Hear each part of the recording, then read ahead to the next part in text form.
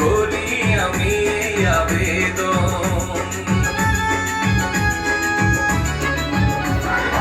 এক গ্লাস বইয়ার মনের কথা শোনেন সকল বন্ধুগণ, ফয়সল ভাইকে ভোট দিবে